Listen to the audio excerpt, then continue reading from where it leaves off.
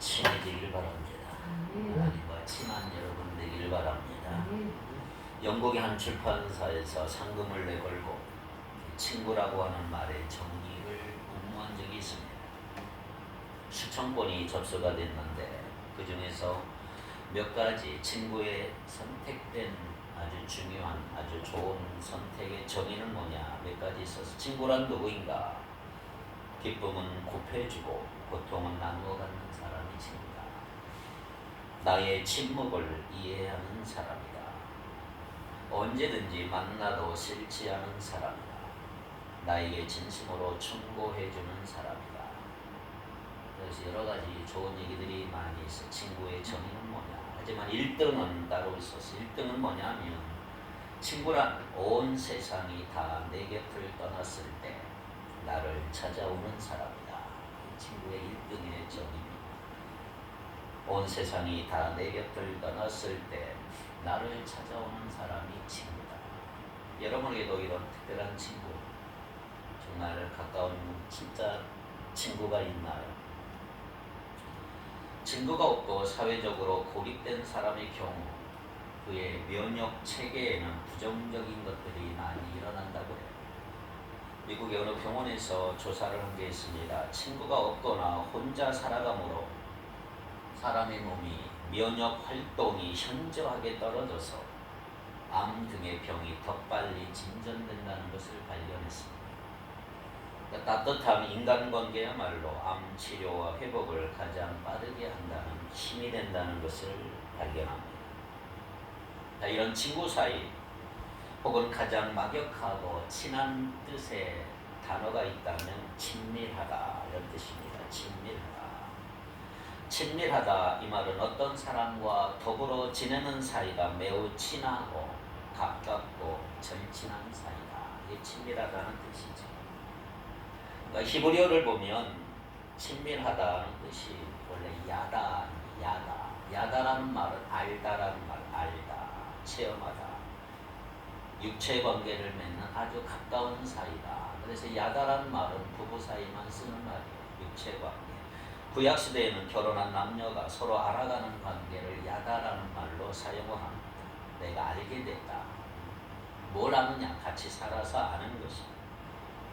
이런 의미에서 친밀함의 특징은 대단히 가까운 교제나 접촉이나 혹은 친숙함이라고 할 수 있습니다. 한마디로 말한다면 친밀함이라는 것은 비밀을 다 터놓고 의논할 정도로 가까운 관계를 우리는 친밀하다 이렇게 얘기합니다. 내 속에 있는 모든 생각들, 다른 사람에게 알리기 어려운 모든 생각들, 그런 생각들을 마음을 열고 모두 다 털어놓을 수 있는 친근한 관계, 개인적인 교제를 하는 인격적인 관계를 친밀함이라고 할 수가 있습니다. 아주 가까운 친구가 있어서 다른 사람들에게 말 못할 모든 것들이라 할지라도 내가 모두 다 털어놓을 수 있는 친구만 있다면 그 친구와의 관계는 바로 친밀한 관계라고 말할 수 있을 것입니다. 그런데 여러분, 성경은 이 친밀함이라고 하는 말이 가장 잘 어울리는 또 한 가지의 관계를 오늘 본문에서 소개하고 있습니다. 그것은 바로 하나님과의 관계입니다. 오늘 우리가 살고 있는 이 세상에는 수많은 사건과 다양한 사건들, 문제들이 일어나고 있습니다. 이런 세상에서 살다 보면 우리의 신앙의 영역이 자꾸 작아지고 축소될 수가 있습니다. 신앙을 여러 가지 문제 중에 그냥 하나로 여겨지는, 하나님을 여러 가지 이슈 중에 하나로 여겨버리는, 하나님이 여러 가지 주제 속에 묻혀버리기 때문에 하나님이 미미한 존재로 여겨질 수가 있습니다. 그러나 우리는 하나님께 집중해야 하고 그리고 하나님을 주목해야 될 이유를 오늘 본문을 통해서 발견합니다. 시편 65편은 우리의 시선을 한 곳에 고정시켜주고 우리가 무엇을 주목해야 하는가를 우리에게 알려주고 있습니다. 특별히 1절에서 5절을 보면 시편 기자인 다윗이 하나님 앞으로 나가는 모습을 보여주고 있습니다. 1절을 봅니다. 하나님이여 찬송이 시온에서 주를 기다리오며 사람이 소원을 주께 이행하리이다. 먼저 찬송이 나오죠. 하나님이여 찬송이 시온에서 찬송이 먼저 나오고요. 2절에 보면 기도를 들으시는 주여 모든 육체가 주께 나오리라. 그리고 기도가 나옵니다. 기도 찬송이 나오고 기도가 나옵니다. 4절을 봅니다. 4절 주께서 택하시고 가까이 오게 하사 주의 뜻에 살게 하신 사람은 복이 있나이다. 우리가 주의 집 곧 주의 성전의 아름다움으로 만족하리이다. 성전으로 나가는 모습을 볼 수가 있어요. 기도하고 찬송하고 성전에 나가고 5절에 보면 우리 구원의 하나님이시여 땅의 모든 끝과 먼 바다에 있는 자가 의지할 주께서 을을 따라 어미하신 일로 우리에게 응답하시리이다. 무슨 말이에요? 하나님께 나간 자, 우리가 기도하고 찬송하고 성전에 나가고 하나님께 나간 자는 하나님께서 반드시 응답하신다. 확신하고 있어. 확신. 그래서 1절에서 5절을 보면 기도, 찬양, 예배, 회개, 성도가 가져야 될 기본적인 자세, 영적인 기본기가 기록이 되어 있고 그 중에서 특별히 4절을 오늘 주목해서 보려고 합니다. 4절 우리 불편하지만 한번 같이 읽겠습니다. 주께서 택하시고 가까이 오게 하사 주의 뜰에 살게 하신 사람은 복이 있나이다. 우리가 주의 집 곧 주의 성전의 아름다움으로 만족하리이다. 어떤 사람이 복이 있어요? 첫째, 주께서 택하신 사람은 복이 있다. 주께서 택하신 사람은 복이 있다. 하나님께서 택함 받았다는 거 복 중의 복입니다. 그런데 택함 받은 것으로 끝나지 않았어요. 하나님이 택하신 이유가 있어요. 뭐라고 그래요? 하나님은 하나님께 가까이 오게 하시려고 선택했다. 생명을 부어주시려고 우리를 택했다 이 말이에요. 여러분, 한 사람이 생명을 부여받고 태어났지만 태어난 것으로 끝나지 않아요. 하나님과의 깊은 교제를 통해서 생명의 활기가 더해지는 거죠. 요한복음 10장 10절에 예수님이 이렇게 말씀하셨어요. 도둑이 오는 것은 도둑질하고 죽이고 멸망시키려는 것뿐이요 내가 온 것은 양으로 생명을 얻게 하고 더 풍성히 얻게 하려는 것이라. 하나님께 택함 받은 것은 생명을 얻을 거다 이 말이에요. 그런데 생명을 얻은 것으로 끝나지 말고 생명을 더 풍성히 얻어야 하고 생명의 풍성함을 누려라 이 말이죠. 하나님이 여러분을 선택한 이유, 오늘도 이 아침에 주의 전을 향해 나온 여러분, 주님이 가까이 오게 하시려고 두 번째, 생명의 풍성함을 누려라 이 말이죠. 생명의 풍성함 가운데 열매가 맺힙니다. 생명을 통해서 하나님과 연결될 때 우리는 열매를 풍성하게 맺을 수가 있는 거예요. 하나님은 생명의 원천이십니다. 생명의 본질이세요. 그러므로 하나님과 연결될 때 우리는 풍성한 열매를 맺을 수가 있는 것입니다. 어떤 사람이 복이 있습니까? 두 번째, 주의 뜰에 살게 하신 사람은 복이 있다. 주의 뜰에 산다. 오늘 이 말을 너무 중요하게 생각하고 여기에 집중하려고 합니다. 여기 주의 뜰에 산다 이 말은 친밀함, 원어에 보면 친근함, 친밀함을 의미하고 있어요. 허벌판, 광장, 광야가 아니에요. 우리는 전에는 주의 뜰 밖에 있었어요. 주의 뜰 밖에. 아무나 집 안에 들어갈 수 있는 건 아니지요. 그런데 이제는 주의 뜰 안으로, 사랑의 뜰 안으로, 하나님의 집 안으로 우리를 초대하고 있는 거죠. 하나님께서 택하신 사람은 주의 뜰 안에 살게 되는 것입니다. 그래서 여기 주의 뜰에 살게 한다는 것은 관계가 친근해지고 관계가 친밀해졌다. 하나님과의 관계가 친근해지고 친해졌다. 그래서 하나님이 초대한 거예요. 초대한 거예요.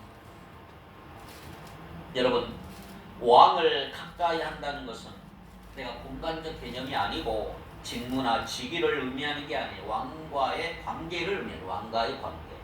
왕의 곁에서 내가 친밀함을 느끼면서 왕과의 모든 것을 함께 나누는 특권을 누리고 있는 모습을 한번 생각해 보세요. 왕이 어느 날 나를 초대했어. 왕, 대통령이 어느 나를 청와대를 초대했어. 그리고 모든 특권을 같이 나누는 거예요.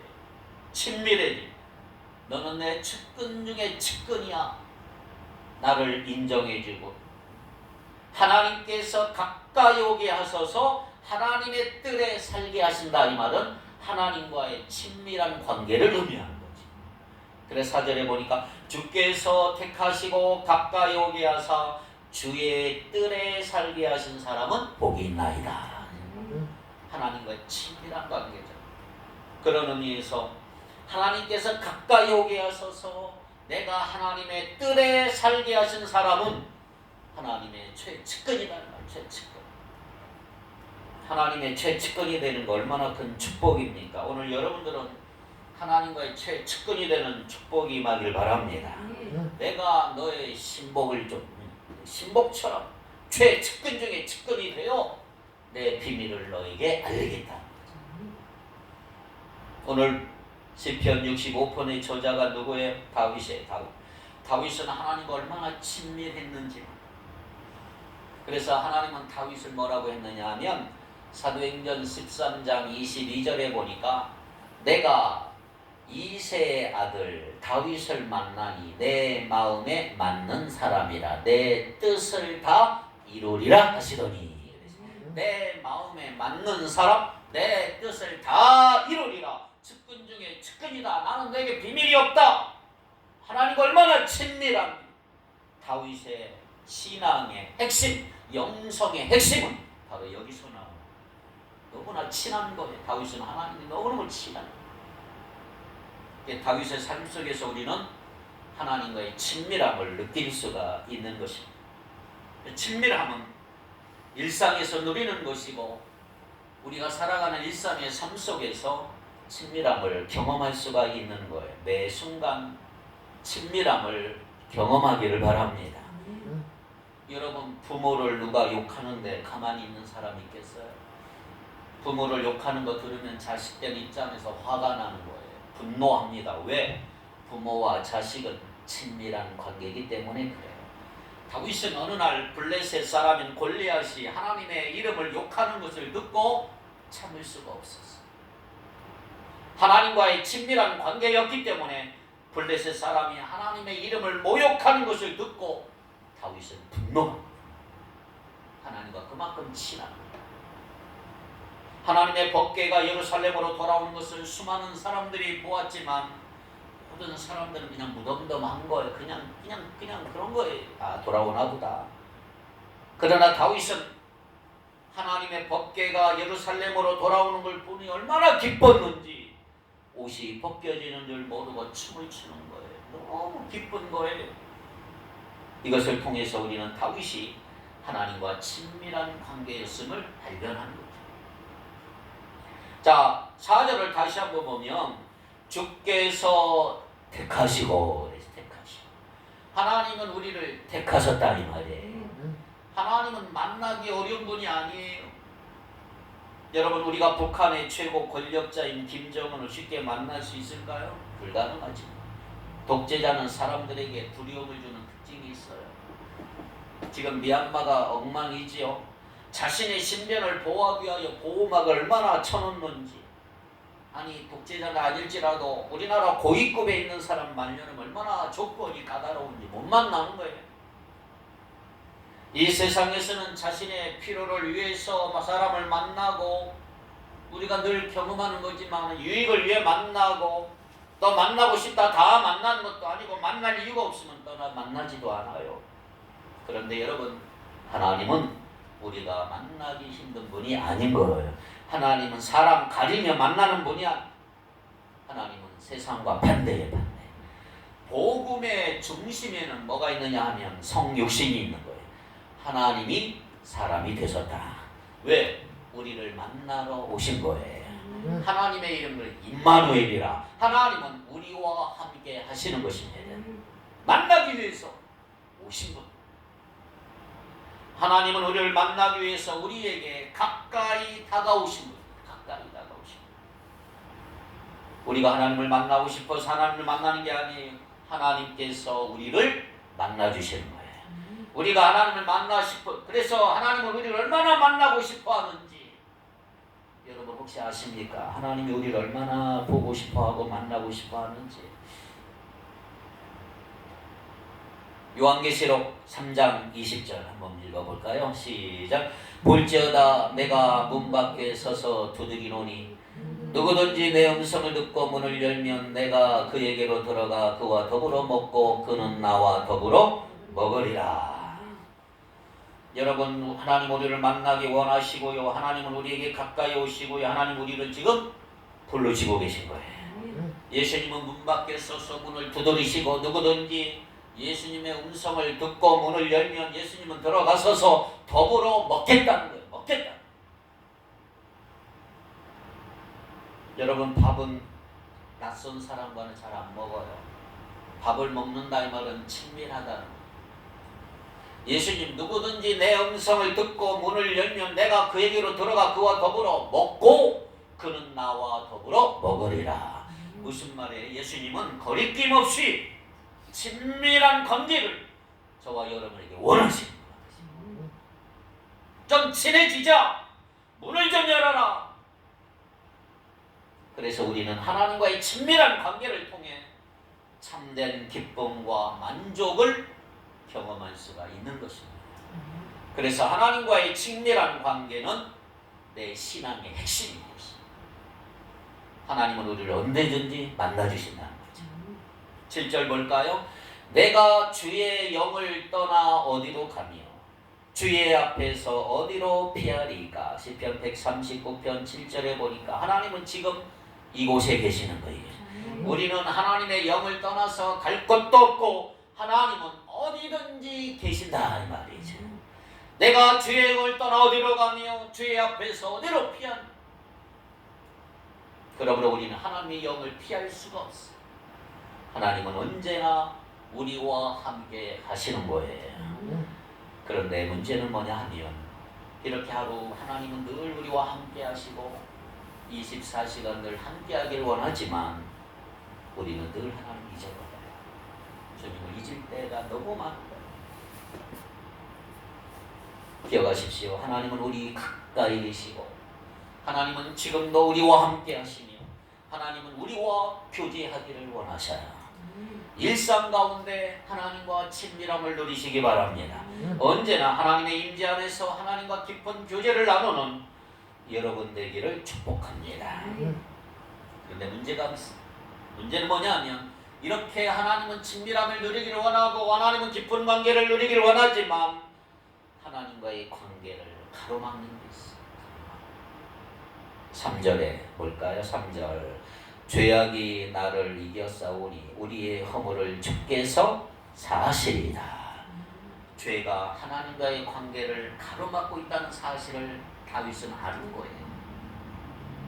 죄는 하나님과의 교제에 있어서 아주 치명적인 결함이 치명적인 결함. 근데 가까이 가고 싶은데 죄가 자꾸 막아요. 왜?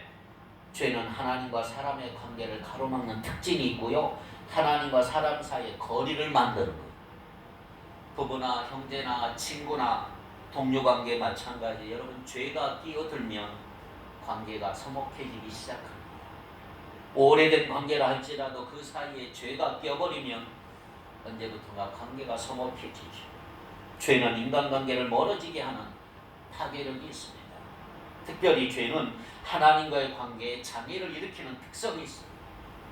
그 가운데 교만, 하나님과의 관계에 아주 치명적인 영향을 줍니다.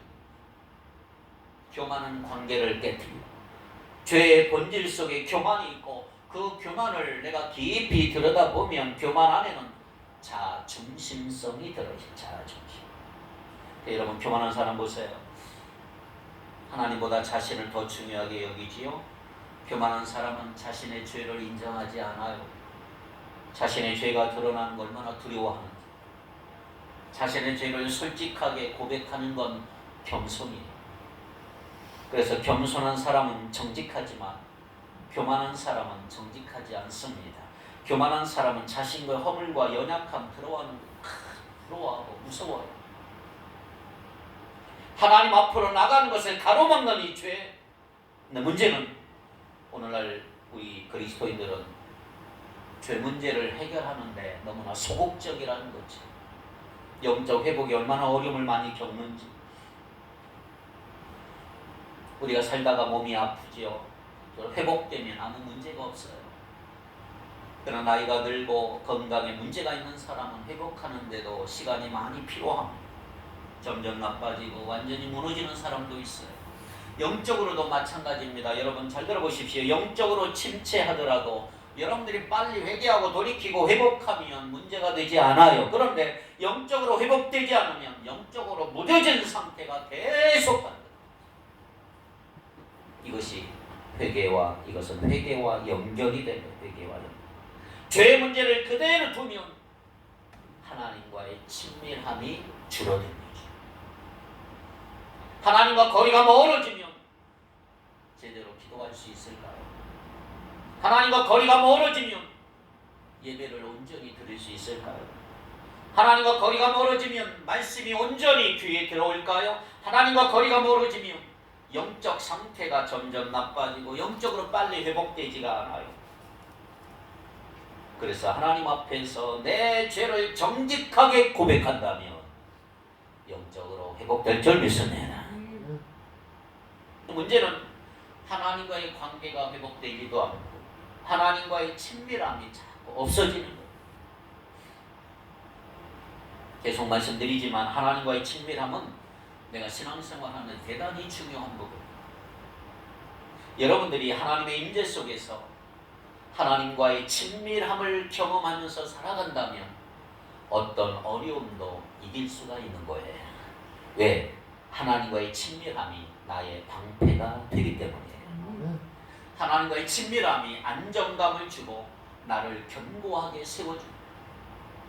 그래서 요동하지 않아요. 하나님과 가까이 있을 때 하나님의 생명과 하나님의 풍성함이 계속 흘러가게 될 줄 믿습니다. 하나님께 가까이함이 복입니다. 하나님과 친밀해지기를 바랍니다. 여러분 좋은 친구 한 사람만 사귀어도 얼마나 든든한지 몰라요. 그런데 하나님과의 친밀함은 비교할 수 없는 거예요. 한 해 동안 지은 죄 어떤 사람은 송구영신 예배 드리며 한꺼번에 다 회개하는 사람이 있어요. 우리가 죄를 똑바로 인식하지 못한 상태에서 의례적으로 습관적으로 회개하는 거 올바른 회개가 아닙니다. 여러분 회개할 때에 회개하는 사람이 건강한 사람이에요. 일상에서 회개하셔야 합니다. 하나님과의 친밀함을 경험한 사람, 영적으로 민감한 사람은 자신이 죄 지은 것을 쉽게 느낄 수가 있습니다. 하나님의 말씀은 거울과 같다. 여러분 하나님의 말씀을 통해서 내 자신의 모습을 발견하는 거죠. 오늘도 내 모습이 이렇구나.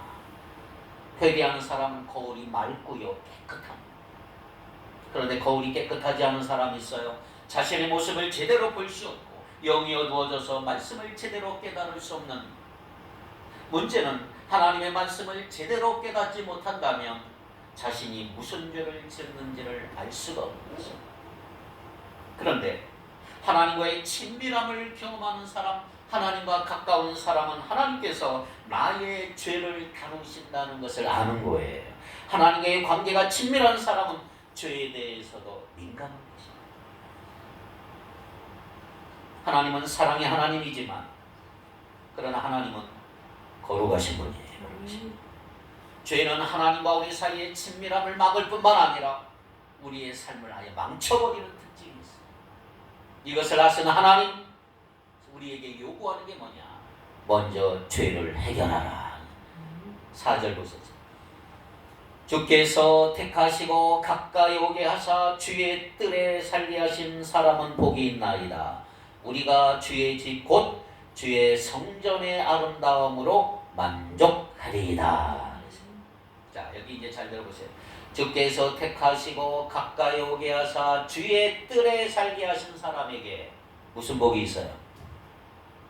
주의 집 곧 주의 성전의 아름다움으로 만족하는 복이 있다. 만족하는. 그래요 여러분. 하나님과의 친밀함을 경험하는 사람들에게 주어지는 복 바로 만족이에요. 만족. 오늘날 사람들은 행복하기를 원하지만 행복한 사람이 많지 않아요. 왠지 아세요? 만족하지 못하기 때문에 그래요. 이스라엘 백성들 성경에 보면 출애굽한 후에도 광야에서 원망하고 불평하다가 얼마나 많은 사람들이 광야에서 죽어갔나요? 만족이 없어. 뭘 먹으면 고기 먹고 싶다, 만나 먹고 싶다, 뭐 또 이것저것 먹고 싶다. 원망 하루에도 불평하다가 불뱀에 25,000명씩 물려 죽고요. 불평 불망하면 불뱀에 물려 죽는 거예요. 오늘날도 만족하지 못하는 사람 얼마나 많습니까? 만족하지 못하는 건 복이 아니에요. 복이 있다 이 말은 만족한다 이 말이에요. 만족한다. 만족하지 못하기 때문에 하나님이 주시는 복을 누리지 못하는 많은 사람. 그래서 자신에게 주어진 것에 만족하며 사는 사람은요 정말 행복한 사람. 결혼했어요. 얼마간 얼마나 만족합니까? 그런데 10년 넘어가 만족하지 못한 채 사는 사람이 숱하게 널려 있습니다. 아예 매스컴은 부추겨요. 이혼을 부추기고 말이에요. 보세요 여러분들 얼마나. 재산 많이 모으면 만족할 수 있을까요? 재산 얼마나 모으면 여러분 만족합니까? 전도서 5장 10절에 보니까 우리에게 주는 아주 귀한 말씀. 은을 사랑하는 자는 은으로 만족하지 못하고 풍요를 사랑하는 자는 소득으로 만족하지 아니하나니 이것도 헛되도다. 전도서 기자는 우리에게 말한 게 뭐예요? 세상의 어떤 것으로도 우리 인간은 만족할 수가 없는 거예요. 만족할 수 없는 세상에 살고 있는 거지요. 사람이 병이 드는 이유가 뭔지 아세요? 자신이 가지고 싶은 것 갖기 위해 쓰지만 가지지 못하니까. 너무 많은 걸 원하고 많은 것을 원할수록 채워지지 않는 것에 대한 불만이 커지고 채워지지 않는 것에 대한 불만이 결국은 화병이 되고 병이 되고 내 몸이 망가지는 것입니다. 그래서 4절에 보니까 우리가 주의 집 곧 주의 성전의 아름다움으로 만족하리라. 주의 성전의 아름다움으로 만족한다는 거예요. 주의 성전은 하나님의 뜰이에요. 하나님의 뜰에 내가 초대받았다고 하는 것은 하나님께서 나를 특별히 선택했다 이 말이에요. 하나님의 뜰에 초대받은 사람은 만족할 수가 있는 거예요. 이 아침 택함받은 여러분, 성전에 오신 여러분, 만족의 복이 임하기를 바랍니다. 만족의 복. 반대로 생각할까요? 하나님으로부터 소외된 사람, 치명적인 불행이에요. 모든 결핍의 원인, 하나님께 소외되면 다 결핍이 부족하고. 여러분, 최초 인간 아담과 하와가 에덴 동산에서 쫓겨나는 순간, 하나님으로부터 추방된 순간, 그때부터 만족이 사라졌어요. 결핍에서 결핍 다 부족합니다.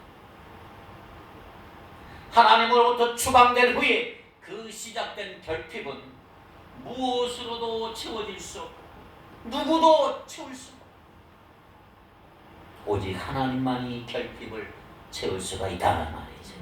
하나님 안에서 친밀함을 경험할 때 모든 결핍이 해결될 줄 믿습니다.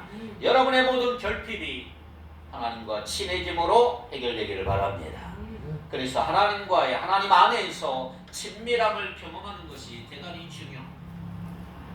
내가 얼마나 하나님과 친밀해지는가, 하나님과 얼마나 가까운가, 친밀도가 높아질수록 만족도가 높아집니다. 근데 문제는 뭐냐 하면 우리가 하나님과의 친밀함을 통해 만족하려고 하는 게 아니고 자꾸 세상 다른 것에 친밀해지려고 합니다. 이게 문제죠. 돈에 친해지려고, 사람과 친해지려고, 요즘에 애완견, 반려동물, 동물과 친해지려고 얼마나 애를 많이 씁니까? 사람과 친밀해지려고 할 때 오히려 사람들에게 상처받지 않나요? 인간관계로 인한 상처가 우리 모든 인간의 90%죠. 그러므로 여러분, 하나님과의 친밀한 관계를 구하기 바랍니다. 하나님과 친밀하면 우리가 가지고 있는 모든 아픔의 치료, 아픔의 상처들 다 치료될 줄 믿습니다. 이게 하나님과 친밀해지는 것이 우리 신앙의 핵심입니다. 하나님 우리에게 친밀함을 선물로 주기 위해서 예수님을 이 세상에 보내주신 거예요. 이게 기독교의 핵심이죠. 핵심. 그러므로 신앙은 뭐냐? 하나님과 가까워지는 것이다. 하나님과 친해지는 것이다. 할렐루야. 하나님과 친해지기 바래야. 하나님과 가까워지기 바래. 이게 신앙의 핵심이에요.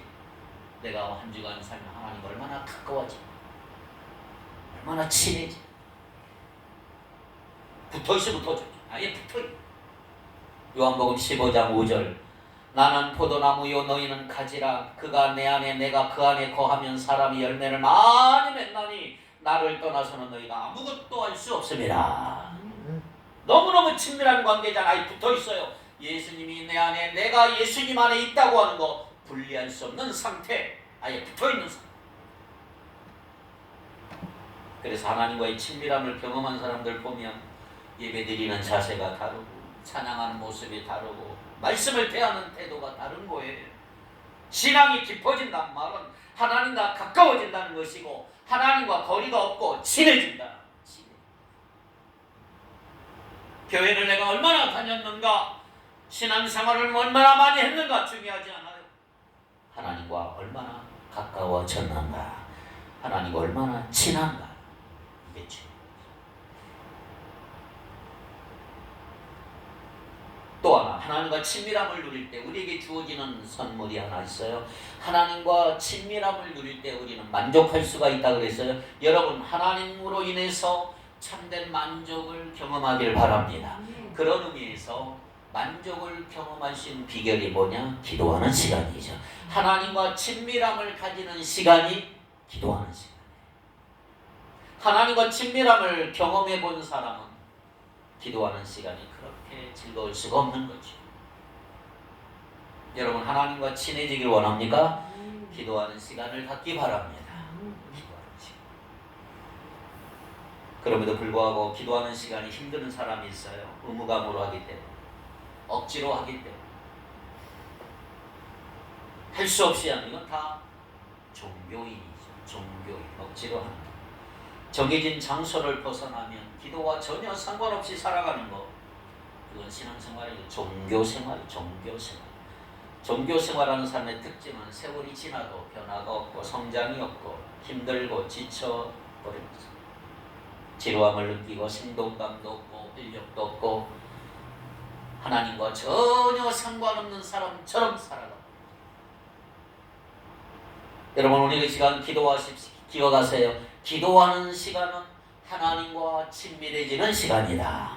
하나님과 가까워지는 시간이다. 기도하는 시간을 통해서 하나님의 음성을 들은 시간이다. 여러분, 하나님 향해 마음의 문을 여시기를 바랍니다. 기도하는 시간을 통해서 하나님과 친밀함이 깊어지는 그런 은혜가 있기를 바랍니다. 자, 그러면 하나님이 어떤 분이냐? 하나님을 친밀하는 것이 왜 복이고 하나님과 친밀함을 나누는 것이 왜 우리에게 만족을 주느냐? 하나님 어떤 분인가? 이것이 5절부터 8절에 기록이 되어 있습니다. 한번 읽어보겠습니다. 5절부터 8절 시작. 우리 구원의 하나님이시여 땅의 모든 것과 먼 바다에 있는 자가 위대한 주께서 이를 따라 의존하신 일로 우리에게 응답하시리이다. 주는 주의 힘으로 산을 세우시니요 권능으로 띠를 띠시니요 바다의 설렘과 물결의 흔들림과 만민의 소요까지 진정하시니이다. 땅끝에 사는 자가 주의 징조를 두려워하나이다. 주께서 아침 되는 것과 저녁 되는 것을 즐거워하시며. 무슨 말이냐면 하나님은 창조자다. 우주 만물이 다 하나님의 손안에 있다. 하나님은 지금도 우주를 운행하시고 통치하시는 분이에요. 무궁무진한 힘을 가지고 계신 분, 하나님의 주권적 섭리에 따라 지금도 자연이 움직이고 있는 모든 것이 하나님의 통치 안에 있다는 거예요. 바다를 움직이시고 파도를 움직이시고 저녁이 되고 아침이 되는 거 다 하나님의 손안에 있는 거예요. 모든 것이 하나님의 손안에 있다. 우연히 일어나는 게 아무것도 없어요. 하나님과 상관없이 펼쳐지는 거 하나도 없어요. 하나님의 통치에 민감하라 이 말이죠. 하나님 우리에게 일어나는 모든 일에 다 대입하시고 간섭하시고, 이 세상에 별일이 다 일어나지만 하나님께서 이 세상을 창조하시고 통치하신다는 걸 믿는 사람은 하나님 안에서 안정감을 경험할 수가 있다. 9절 볼까요? 9절 땅을 돌보사 물을 개어 심히 윤택하게 하시며 하나님의 강에 물이 가득하게 하시고 이같이 땅을 예비하신 후에 그들에게 곡식을 주시나이다. 하나님은 어떤 분 우리에게 먹을 것을 주시기 위해서 땅을 돌보시고 예비하시고 부지런히 일하시는 농부의 하나님으로 보이고 있다 이 말이에요. 10절 주께서 밭고랑에 물을 넉넉히 대사 그 아래 이랑을 평평하게 하시며 또 담비로 부드럽게 하시고 그 싹에 복을 주시나이다. 하나님은 밭고랑에 물을 넉넉하게 공급하시고 이랑을 평평하게 하시고 담비로 부드럽게 하시고 싹에 복을 주시는 분이다. 여러분 싹이 그냥 자라는 게 아니에요. 벼가 그냥 자라는 게 하나님께서 싹에 복을 주셔야 싹이 자라나는 거예요. 밭고랑에 물을 넉넉하게 내시고 담비로 부드럽게 하시는 선하신 하나님의 모습. 비가 그냥 내리는 것 같지만 하나님이 내리게 하셔서 내리는 거예요. 11절 주의 은택으로 한 해를 관시우시니 주의 길에는 기름방울이 떨어지며. 우리가 그냥 사는 게 아니고 우리의 살고 죽는 모든 것 하나님에 달려있는 거예요. 하나님이 살게 하시면 사는 것이고 하나님 죽게 하시면 죽는 거예요. 모든 것이 하나님께 달려있다. 12절 13절 들의 초장에도 떨어지니 작은 산들이 기쁨으로 띠를 띄었나이다. 초장은 양떼로 옷 입었고 골짜기는 곡식으로 덮였음에 그들이 다 즐거이 외치고 또 노래하나이다. 하나님의 성품으로 나온 풍성함을 우리는 발견할 수가 있어. 하나님은 풍성하신 분이, 충만하신 분이 하나님의 풍성함의 원천이시다. 그래서 이렇게 하나님과의 친밀한 관계 속에 사는 사람은 하나님의 풍성함을 누리게 된다는 거지. 자, 비결을 하나, 풍성함의 비결. 하나님만이 풍성한데 하나님은 풍성함의 원천이다. 풍성하신 하나님과 함께하는 것이 풍성한 삶의 비결인 줄 믿습니다. 마르지 않고 계속해서 흘러가는 복이 하나님으로부터 나오는 복이다. 야고보 1장 17절 한 절만 믿고 마칩시다. 온갖 좋은 은사와 온전한 선물이 다 위로부터 빛들의 아버지께로부터 내려오나니 그는 변함도 없으시고 회전하는 그림자도 없으시니라. 온갖 좋은 은사, 온갖 모든 좋은 선물이 누구에게 와요? 하나님으로부터. 모든 좋은 것, 완전한 것. 왜? 하나님은 완전하신 분이세요. 하나님은 최상의 것을 우리에게 주기를 원하시단 말이에요. 여러분, 풍성하신 하나님의 곁에 있으면 우리는 풍성함을 경험할 수가 있어요. 하나님 안에 만족할 수가 있어요. 그러므로 하나님께 나아가는 것이 복이에요. 하나님 안에서 친밀함을 경험하는 여러분 되기를 바랍니다. 우리의 삶이 풍성해집니다. 하나님으로 인해 풍성을 누릴 때 우리는 비로소 나눌 수가 있고 베풀 수가 있어요. 우리로 인해 많은 사람들이 살고 하나님 나라가 확장이 되고 더 하나님께 가까이 가고 하나님과 친밀함을 경험하는 저와 여러분이 될 수 있기를 주님의 이름으로 축복합니다. 기도합니다. 거룩하신 하나님, 하나님과 멀리 떨어져 온갖 갈등과 아픔과 고난 속에 있었던 우리들을 이 아침 불러주시고 인도하시니 감사합니다. 우리를 택해 주셔서 감사합니다. 생명을 주시고 주님 가까이 오게 하시려고 불러주시니 감사합니다. 풍성한 열매를 맺으며 살게 하여 주옵소서. 버려졌던 우리를 택하시고 주의 사랑의 뜰 안에 살게 하신 것을 감사합니다. 주님과 날마다 친밀하게 하시고 주님과 가까이 하는 복을 누리게 하여 주옵소서. 날마다 하나님은 우리와 함께 하심을 믿으며 살게 하시고 언제든지 주님과 친밀함을 누리게 하시며 주님의 임재 안에 교제하며 사는 우리 모두가 되게 하여 주옵소서. 풍성함의 원천이신 주님과 늘 함께하며 마르지 않는 계속해서 넘치는 복이 임하게 하시고 나누고 베푸는 복을 주시며 주님 안에 더 친밀함을 경험함으로 우리의 삶이 풍성해질 수 있도록 복을 내려 주시옵소서. 감사하며 예수님의 이름으로 기도하옵나이다. 아멘.